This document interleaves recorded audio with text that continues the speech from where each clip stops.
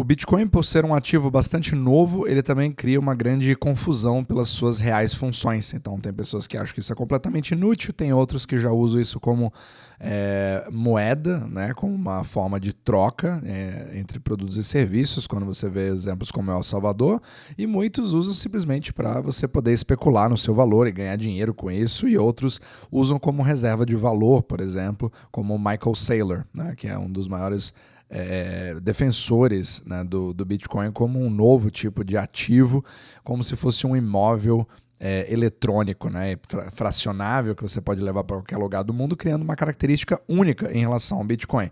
Agora, muitos veem isso como uma substituição do sistema monetário de hoje, mas o que eu quero te passar aqui é uma visão talvez um pouco diferente que você não tenha visto, usando o Bitcoin como um índice de liquidez mundial, para você entender um pouco da saúde da macroeconomia, e ele pode dizer mais do que você imagina. Então, o que eu quero compartilhar com você é um estudo da Lynn Alden, que ela é muito boa em macroeconomia, eu gosto bastante, não concordo com tudo que ela fala, mas eu aprendo muito com ela, e ela tem uma visão muito interessante sobre a parte do Bitcoin como um uso de um termômetro, no caso que ela está falando aqui seria um barômetro, né, para ver a qualidade da liquidez do mundo, para você entender um pouco como isso flui, porque vem influenciando cada vez mais o Bitcoin pela forma que ele vai sendo usado pela macroeconomia hoje para você medir isso. Então, hoje o Bitcoin ele está numa posição única em relação a todas as criptos, porque ele foi o único que realmente se institucionalizou para você ter uma medida cada vez melhor em relação à liquidez do mundo. Então, como é que funciona isso? Ela trouxe um ponto muito interessante que, para você medir a liquidez do mundo, ou seja, o quanto de dinheiro nós temos circulando na economia mundial, e quanto mais você tem, mais possibilidades você tem para alocar, né, para você ter produtos e serviços, a fluidez, até a velocidade do dinheiro que ela troca de mão em mão, você tem uma certa... você tem um certo indício de economia saudável para outras pessoas. Você subir demais isso seria como se fosse impressão de dinheiro, né? Então existe um certo equilíbrio, mas é importante você manter um nível alto de liquidez para você sempre poder transitar de um mercado para o outro, comprar um tipo de ativo, sair para o outro. Isso mostra uma saúde da economia mundial. E a forma que é medido isso é o que a gente chama de M2, né, que são todos os depósitos, também o crédito, etc., baseado em tudo que pode circular de mão em mão. E aí o M2 global é a medida que ela usou aqui para poder medir essa liquidez global.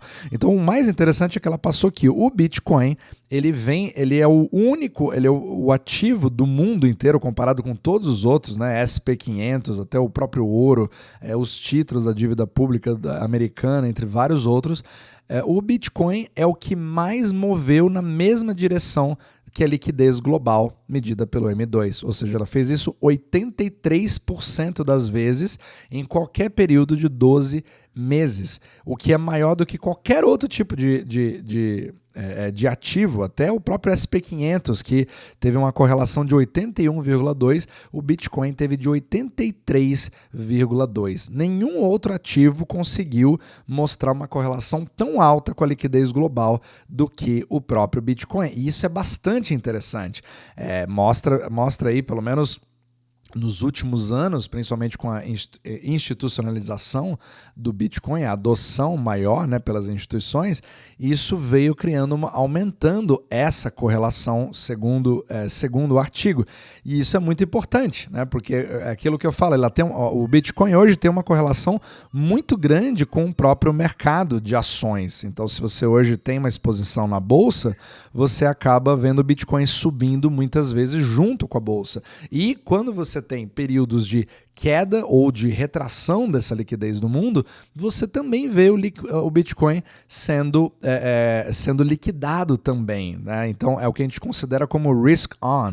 Então muitos veem o Bitcoin, por exemplo, como o ouro digital, e ele até tem uma certa forma desse tipo de característica quando você quer às vezes se proteger contra a inflação ou coisas desse tipo, e aí ele acaba tendo essa característica do ouro também, né? Para você ir para o ouro e ao mesmo tempo você ir para o Bitcoin. Só que muitas vezes, quando você precisa fazer uma liquidação para determinadas dívidas que você tem, e tudo que acontece no nosso sistema hoje é baseado em crédito, então todo crédito que você pegou precisa ser pago, sendo devolvido com juros, você precisa se livrar dos seus ativos para poder obter os dólares caso eles estejam escassos. E o Bitcoin vem mostrando que acontece exatamente isso. Então esse acaba sendo o grande perigo e a volatilidade que ele traz. Mas ao mesmo tempo você percebe que quanto maior ele fica, menos volátil ele também fica. Muitas vezes, pelo menos nos últimos 2 anos, até as pessoas que gostam muito de cripto ficaram bastante assim, entediadas, né? Porque você não vê mais aqueles movimentos gigantescos como você via antes. Era muito normal você ter ali 30%, 40%. Teve momentos que teve queda de 92%. E hoje, quando você tem ali uma subida de 6%, né? Uma queda de 6%, você já chama um pouco mais de atenção. Isso é obviamente pelo tamanho do Bitcoin. Só que, é claro, ele é muito menor ainda do que outros mercados, como as próprias ações ou como o próprio ouro, ou mesmo como o mercado de bonds, que é 1000 vezes maior do que o market cap do Bitcoin. Só que quanto mais ele cresce, mais ele vem demonstrando essa correlação. Então ele acaba se tornando uma ferramenta de macroeconomia para você analisar a saúde do M2 global. Você pode até tentar colocar, né, em gráficos, gerar gráficos do M2 global, e você vê ali nos períodos de 12 meses uma correlação muito grande. Agora, ela também alerta nesse mesmo estudo que se você fizer uma análise muito próxima, né, se você colocar o zoom ali em alguns momentos, você vai perder um pouco essa correlação, porque tem vários momentos que o movimento do Bitcoin ele age baseado no próprio Bitcoin, na verdade baseado numa coisa que acontece no mercado cripto, né, seja, sei lá, um problema como FTX, né, ou saques, alguma coisa específica, alguma baleia, ela pode vir a movimentar e tirar um pouco dessa correlação com o M2, mas se você tirar o zoom e olhar num período de 12 meses, aí que você vê realmente uma correlação extremamente alta. E realmente você acaba percebendo isso quando você compara com até o principal tema, né, do podcast aqui, que é toda a questão da morte do dólar, né, a sua hiperinflação ou não, baseado no fato de como o sistema funciona e todos os mitos, etc. E o dólar acabando se tornando mais forte do que se esperava, quando você vê ali pelo índice do DXY, né, que todo mundo espera que ele despenque e o dólar perca completamente a sua relevância, mas ele acaba subindo ao longo do tempo, mantendo, apesar de todas as expectativas, né, eu gasto meu tempo aqui no podcast explicando justamente esses mitos. E eu já vinha percebendo já há bastante tempo uma correlação inversa entre a força do dólar e a do Bitcoin.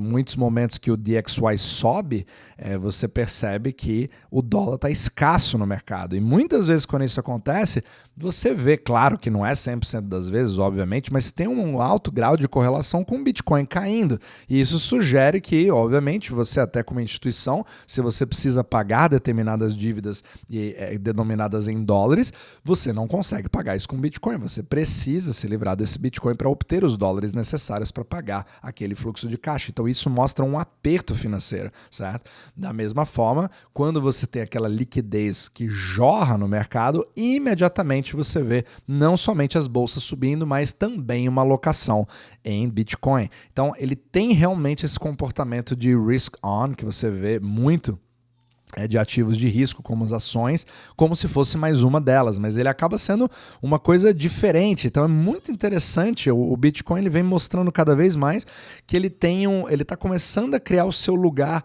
único ali na macroeconomia, mas obviamente vai ser muito mais interessante ver ao longo dos anos como que essa função de fato vai sendo usada, mas talvez uma forma que você não tenha colocado no seu radar para ver a qualidade, né, da liquidez mundial se medida pelo M2. Outra coisa interessante é que muitas vezes você percebe que por você ter uma correlação cada vez maior com os princípios macroeconômicos e do funcionamento com o próprio dólar, né, se tornando até uma esponja ali de liquidez, muitas vezes, quando essa liquidez acaba existindo aí no mercado buscando por algum tipo de retorno, nem que seja por especulação no próprio Bitcoin, você também vê a questão do Bitcoin tendo uma correlação muito grande, infelizmente, né, ou até ironicamente, com as políticas do próprio Fed. Então, quem diria, o Fed, ao tomar decisões, que eu sempre falo aqui nesse podcast, que as narrativas são muito mais importantes do que as medidas em si, de um corte de juros, de uma subida de juros, mas sim o seu discurso, ele já faz, baseado nas expectativas do mercado, mexer o próprio mercado. E isso afeta o Bitcoin. Ou seja, pessoas que hoje são traders de Bitcoin, se elas não colocam hoje, elas deveriam colocar no seu radar também as próprias decisões do Federal Reserve, do que o Jerome Powell vai falar, porque isso afeta, querendo ou não, o Bitcoin baseado nas alocações, muitas vezes automáticas, de fundos de pensão americanas, por exemplo. Né? Você tem alocações que pessoas nem sabem que estão investidas em Bitcoin, mesmo que seja indiretamente por fundos, e acaba movendo o preço por algo baseado do que o Jerome Powell falou há 2 semanas atrás, percebe? Então, infelizmente ou felizmente, tem gente que já vê com uma forma, adoraria se expor a isso e tá adorando ver a institucionalização do Bitcoin. Por outro lado, você tem aquelas pessoas mais raiz da turma do cripto que gostaria de ter uma coisa completamente fora do sistema. Só que hoje, se você vendo isso como um ativo e como ele se comporta, ele está dentro do sistema. Mesmo que você tenha, não estou falando aqui da custódia, obviamente, né? Você pode ter sua própria custódia, você pode transferir para qualquer lugar do mundo, etc. Você não precisa de uma conta bancária. Enfim, tem infinitos benefícios como um ativo muito interessante, e cada um vai usar da forma que bem entender. Então, não importa muito o que eu acho que deveria ser a função do Bitcoin, ou para que ele realmente serve, o que o Satoshi Nakamoto realmente quis dizer no seu white paper, quando ele criou, né, que seria uma forma de cash. Então, quem quiser usar como cash vai usar, quem quiser usar como ativo especulativo vai usar, e quem quiser usar como um ativo de proteção, né? Um ativo troféu baseado na sua escassez, como o Michael Saylor também vai usar. Isso pode até ser usado como colateral, por exemplo. Algumas pessoas veem uma possibilidade de ser usado dessa forma, mas é muito interessante ver a forma que a somatória do mercado vai se comportar. Então não importa o que eu acho, ou o que